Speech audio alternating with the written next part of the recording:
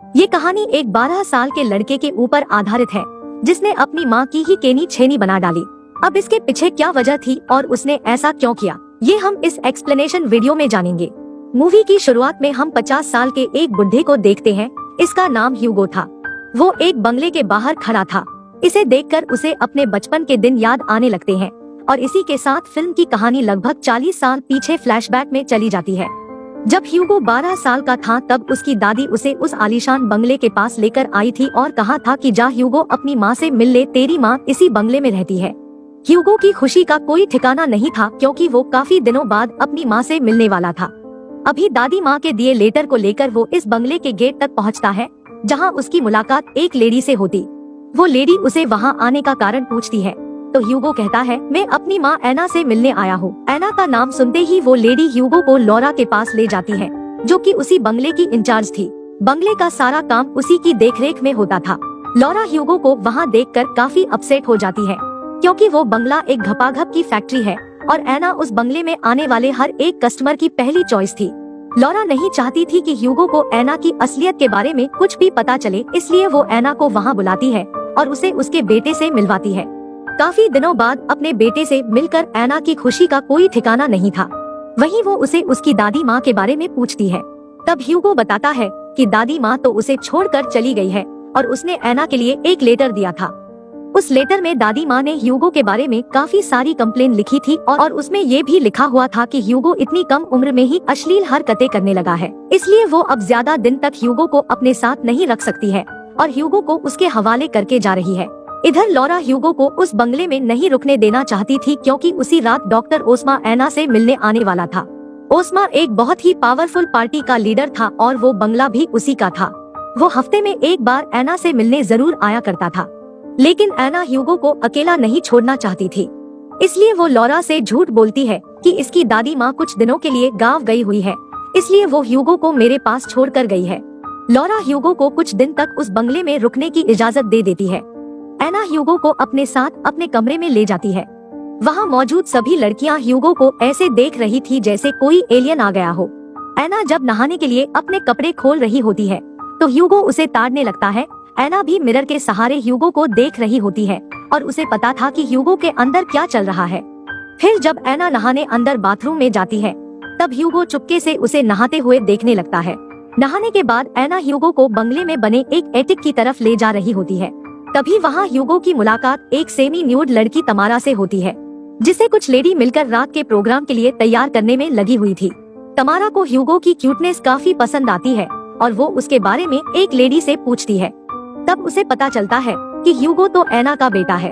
एना ह्यूगो को एक कमरे में ले जाती है और कहती है कि तुम्हें आज यही सोना होगा क्योंकि कल मैं तुम्हें दादी माँ के पास वापस भेज दूंगी।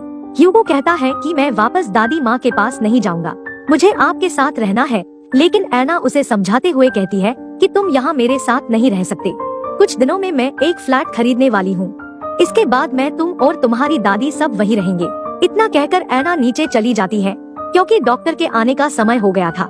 कुछ देर बाद वेनेसा नाम की एक लड़की ह्यूगो के लिए खाना लेकर उसके कमरे में आती है और ह्यूगो को खाना खिलाते हुए उसे इस बंगले के अंदर चल रहे कारनामों के बारे में विस्तार से बताने लगती है। तभी वेनेसा अचानक ह्यूगो के पप्पू को पकड़कर उसे सहलाने लगती है। इसके बाद ह्यूगो भी खुद को रोक नहीं पाता और वेनेसा की केनी छेनी बना डालता है। अगले सीन में हम डॉक्टर ओस्मा को एक बड़े पावरफुल पॉलिटिशियन डॉक्टर बेनेसियो के साथ उस पार्टी में देखते हैं। दरअसल डॉक्टर ओस्मा आने वाले इलेक्शन में भारी बहुमत से जीतना चाहता था। इसमें उसकी मदद सिर्फ डॉक्टर बेनेसियो ही कर सकता था और उसी के लिए डॉक्टर ओस्मा ने अपने बंगले में पार्टी रखी थी। डॉक्टर बेनेसियो ऊपर से जितना शांत नजर आ रहा था, अंदर से उसका छोटा चेतन उतना ही उबाल मार रहा था। उसी को शांत करवाने के लिए तमारा को तैयार किया जा रहा था। तभी तमारा की नजर ह्यूगो के ऊपर पड़ती है जो उसे चुपके से ताड़ रहा था। वो ह्यूगो को अपने पास बुलाती है और उसका नाम पूछती है। तब ह्यूगो तमारा को अपना नाम बताते हुए उसके टेडी वाले कपड़ों के बारे में पूछता है। तब तमारा कहती है कि मैं आज रात की पार्टी में किसी की गिफ्ट हूँ, तुम मेरे ऊपर हाथ रखो और देखकर मुझे बताओ कि क्या तुम्हें ये गिफ्ट पसंद है। इतना कहकर तमारा ह्यूगो का हाथ अपनी छाती पर रख देती है, लेकिन तभी एना ह्यूगो को तमारा के साथ वो सब करते देख लेती है और गुस्से में ह्यूगो को लेकर वहाँ से जाने लगती है। वो ह्यूगो को उसके कमरे में ले जाकर इस तरह बाहर निकलने के लिए फटकारने लगती है। तब ह्यूगो कहता है कि मुझे यहाँ अकेले में डर लग रहा था, इसलिए मैं नीचे चला गया था। एना उसे कहती है कि यहाँ सब के सब खराब लोग हैं और मैं नहीं चाहती कि तुम किसी गलत संगत में पड़ो। ह्यूगो एना से कहता है कि फिर आप यहाँ क्यों काम कर रहे हो? आप मेरे और दादी माँ के साथ चलकर क्यों नहीं रहती हो? एना कहती है कि मैं यहाँ अपनी मर्जी से नहीं रह रही हूँ, मुझे तुम्हें और तुम्हारे फ्यूचर को संभालना है और इसी मजबूरी के कारण मुझे यह काम करना पड़ता है। अगर पैसों की बात ना होती तो तुम्हारी दादी माँ तुम्हें मेरे पास ऐसे छोड़कर नहीं जाती। अब ह्यूगो को उसकी माँ की मजबूरी समझ में आने लगी थी और वो चुपचाप सोने चला जाता है। ह्यूगो को सुलाकर एना नीचे आती, जहाँ तमारा एक टेडी बियर वाला सूट पहनकर डॉक्टर बेनेसियो के साथ एंजॉय कर रही थी। उधर ह्यूगो की आंखों से भी नींद गायब हो जाती है और वो बंगले के सभी कमरों में जाकर देखने लगता है, जहाँ सभी एक दूसरे के साथ पलंग तोड़ने में लगे होते हैं। ह्यूगो तमारा को भी देखता है, जिसका डॉक्टर बेनेसियो गेम बजा रहा था। तभी डॉक्टर बेनेसियो को शक होता है कि कोई उसके ऊपर नजर रख रहा है और वो चौकन्ना हो जाता है। उसे लग रहा था कि जरूर डॉक्टर ओस्मा ने उसके पीछे किसी को जासूसी के लिए लगा रखा है, लेकिन इधर तमारा को पता चल चुका था कि ऊपर से ह्यूगो ही ताका झाकी कर रहा था। ह्यूगो भी अलर्ट होकर वहाँ से दूसरे कोने में चला जाता है, जहाँ उसकी नजर उसकी माँ के ऊपर पड़ती है, जो कि डॉक्टर ओस्मा के साथ टपाटप कर रही थी। ह्यूगो ये देखकर बहुत अपसेट हो जाता है। उसका मन कर रहा था कि वो नीचे जाकर डॉक्टर ओस्मा का मुंह तोड़ दे, लेकिन उसके हाथों में कुछ नहीं था और अपनी माँ की मजबूरी को समझते हुए वो चुपचाप सोने चला जाता है। लेकिन सपने में भी उसे सिर्फ अश्लील सपने ही आ रहे थे, जिसमें वो बंगले की सभी लड़कियों के साथ टपाटप कर रहा था।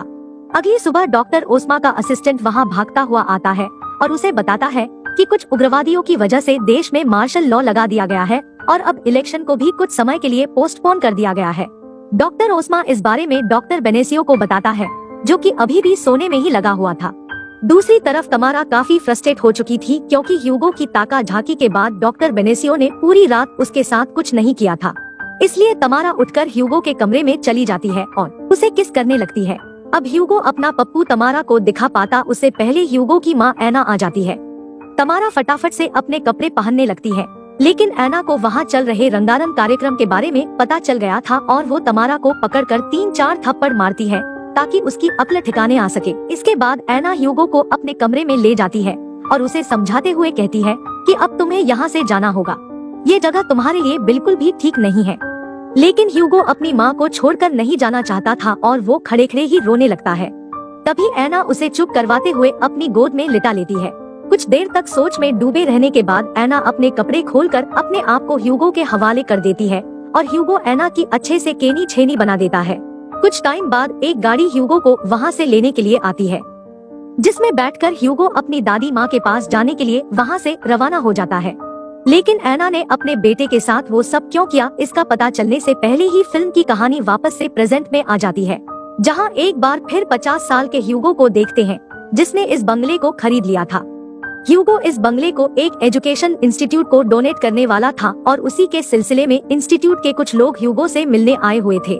उन सभी लोगों को पता था कि इस बंगले में कौन सा काम हुआ करता था और जब उन्हें ये पता चलता है कि ह्यूगो उसी बंगले में काम करने वाली एक औरत का बेटा है, तब उन सभी की आंखें फटी की फटी रह जाती है और ये मूवी यहीं खत्म हो जाती है।